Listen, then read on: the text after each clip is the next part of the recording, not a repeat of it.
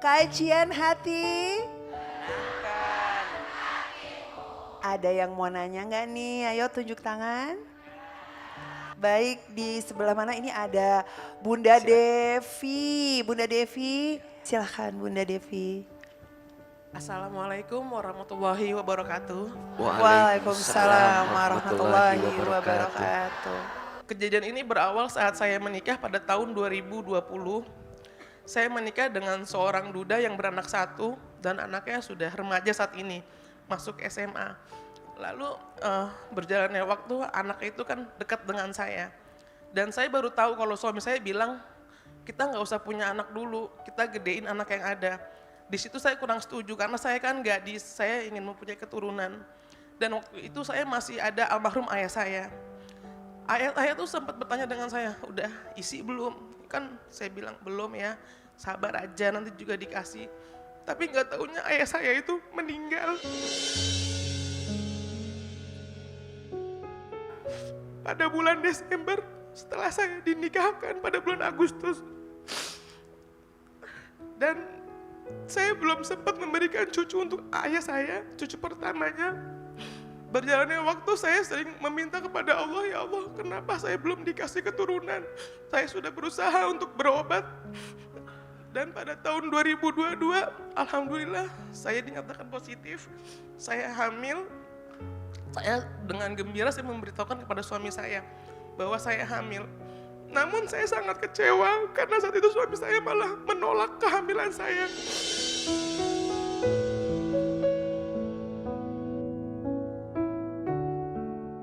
Anak pertama saya dan saat itu saya bersikukuh untuk mempertahankan kehamilan saya. Tahun 2022 sampai 2023 saya melahirkan anak pertama saya tanpa suami. Saya ke dokter periksa, bahkan dokter menanyakan kepada saya, mana bapaknya? Saya selalu berbohong, saya bilang, bapaknya sibuk, nggak bisa nemenin. Padahal itu suami saya ternyata lagi selingkuh sama selingkuhannya.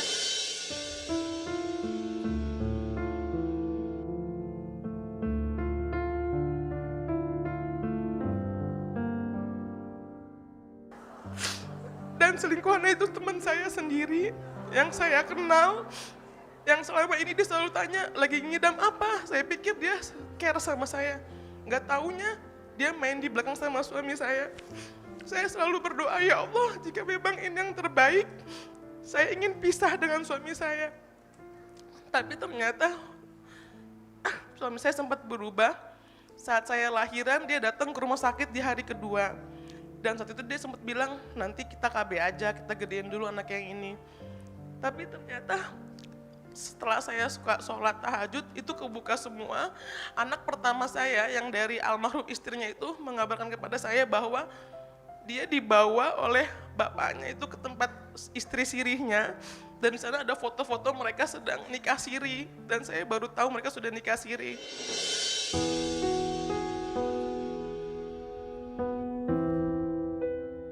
Akhirnya pada bulan Desember 2023, saya memutuskan untuk menceraikan suami saya di pengadilan. Lalu saat itu berjalannya waktu, suami saya merasa dia itu bersalah. Dia ke rumah saya dan dia bertobat. Dia minta rujuk kepada saya. Karena kita di sini melihat anak yang masih kecil, saya bilang saya mau rujuk asalkan suami saya menceraikan istri sirihnya. Dan itu akhirnya terjadi. Dan saya rujuk di bulan Mei 2024. Namun pada bulan Juli saya mendapatkan rezeki kembali, saya hamil kedua. Dan saat hamil kedua ternyata terulang lagi dengan suami saya. Dia selingkuh lagi. Dan pada bulan Mei kemarin saya melahirkan anak kedua. Anak kedua saya sekarang baru 2 bulan usianya. Dan terjadi lagi, dia menikah siri. Lalu dia menceraikan saya kembali dalam posisi saya sedang mengandung. Ahilman, yang ingin saya tanyakan pertama adalah, selama saya hamil pertama dan kedua, dia selalu menolak saya, dia selalu menceraikan saya. Apakah itu sah untuk cerainya? Lalu untuk yang kedua, dia menginginkan anak pertama saya yang perempuan dan saya tidak ingin memberikannya kepada dia. Apakah saya berdosa jika saya tidak ingin mempertemukan anak-anak saya kepada dia? Seperti itu. Terima kasih. Bunda. Pertanyaan beliau terkait dengan talak. Hati-hati ya. Ucapan talak itu adalah ucapan yang tidak boleh terlalu mudah diucapkan. Bahkan bercandanya saja itu bisa serius. Bukankah kata Nabi, "Thalasun jidduhunna jiddun, wajaltahunna jiddun." Kata Nabi ada 3 yang seriusnya serius, yang bercandanya serius. Apa? 3. An-nikah, wat-talak, war-ruj'ah. 1 nikah, 2 talak, 3 rujuk. Itu seriusnya serius, bercandanya juga serius. Sekarang beliau ditalak berkali-kali. Ya Rob, maksudnya apa? Dan mohon maaf ya, kalau sudah jatuh talak 3, kan memaknai talak itu ada banyak. Talak 3 langsung itu talak 3. Talak berkali-kali 1, 2, 3, nggak tahu berapa jumlahnya saya. Itu juga terhitung talak 3. Dan kalaupun rujuk menikah lagi, syaratnya harus menikah lagi dengan yang lain. Baru kemudian bisa kembali lagi. Maka Islam begitu ketat. Jangan terlalu mudah mengatakan kalimat apa? Talak. Sebagaimana engkau akan nikah dari yang haram jadi halal, begitu seterusnya. Maka kalimat talak pun kalau sudah talak 3, maka jatuhlah dari halal jadi apa? Haram. Maka ketika ditanya apakah sah? Sah. Apalagi kalau sudah, mohon maaf, dalam keadaan sadar berkali-kali. Makanya kan ada yang suka bertanya, kalau lagi emosi bagaimana? Maka disebutkan dalam keterangan kalau sedang marah jangan melakukan 2 hal. 1, jangan bicara kalau sedang marah. Pasti yang keluar adalah kata-kata yang buruk, betul? Dan yang kedua, jangan memutuskan sesuatu kalau sedang marah. Pasti keputusannya bukan karena Allah tapi karena nafsu. Pertanyaan kedua, AA, suami saya menginginkan anaknya, tinggal dilihat kondisinya.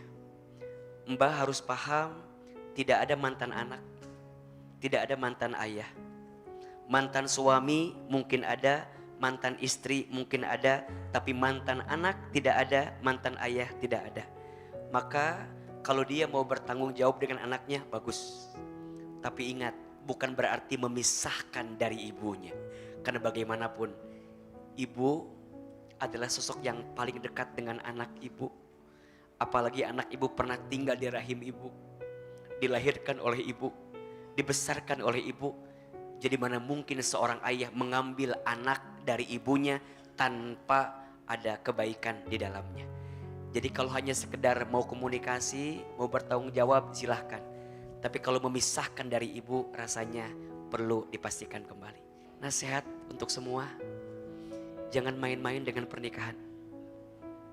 Rumah tangga itu di Quran disebutnya mitsaqon golizo, perjanjian yang kuat, kesepakatan yang agung. Dalam rumah tangga, kita bukan hanya berjanji dengan pasangan kita, tapi lebih dari itu, berjanji dengan siapa? Allah. Berarti kalau kita main-main dengan pernikahan, sama saja kita main-main dengan janji siapa? Allah. Mudah-mudahan kita bisa lebih menjaga rumah tangga kita. Amin. Ya Rabbal Alamin. Ya nggak ada gelagat mencurigakan, ya seperti biasa aja, main ke rumah, nongkrong bareng, biasa aja kumpul. Jadi saya nggak ada curiga sama sekali sama dia. Bahkan saya emang beberapa kali suka cerita sama dia, curhat sama dia tentang suami saya yang sebelum saya punya anak nih, perlakuan itu kan kayak mesra banget sama saya, romantis. Kalau saya kerja suka ditanyain buat pulang kapan, pokoknya dikhawatirin banget gitu. Sedangkan kalau teman saya ini kan janda dia suka cerita juga sedih gitu, suaminya nggak peduli sama dia. Dan saya nggak tahu malah dia yang nikung saya. Iya, tadi saya udah pelong sih ya. Dan saya juga sebenarnya dengan kata yang tadi Postet bilang kan, jawabannya Mungkin saya nanti akan mikir kali kalau nanti dia datang ke saya akan kasih dia buat ketemu sama anak saya. Karena emang kan nggak ada mantan anak. Biarpun saya mantan sama dia, buat anak mungkin nanti akan saya kasih waktu.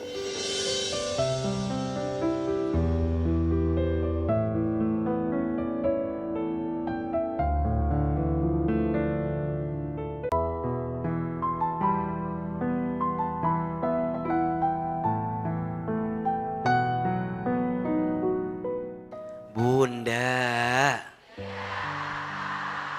percayalah hanya Allah yang bisa menenangkan hati kita.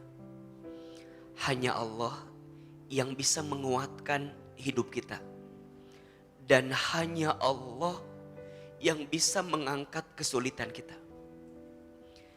Jangan terlalu bersandar kepada manusia. Dia datang sebentar, tapi membuat luka hati semakin besar.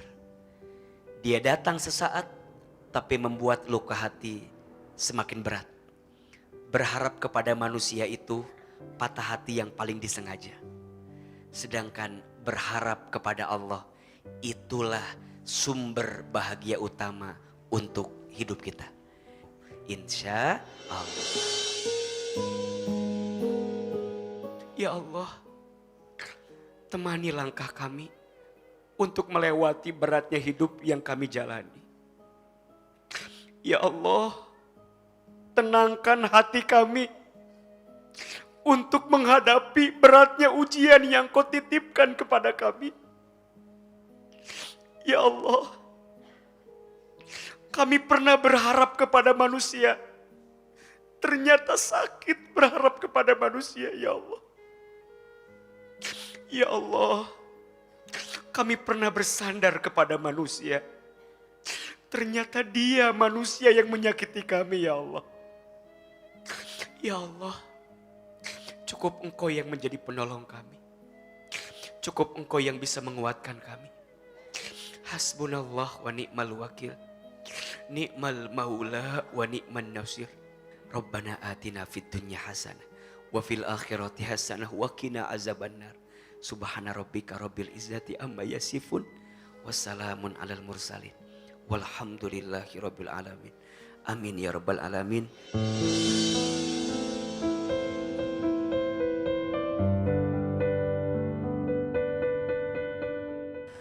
Kemudian dia termasuk orang-orang yang beriman dan saling berpesan untuk bersabar dan saling berpesan untuk berkasih sayang. Mereka itulah golongan kanan. Quran Surat Al-Balad ayat 17 sampai 18. Akhir kata, Ustadz Hilman dan saya Fairuz Arafik mohon undur diri sampai jumpa di kajian hati selanjutnya. Kajian hati.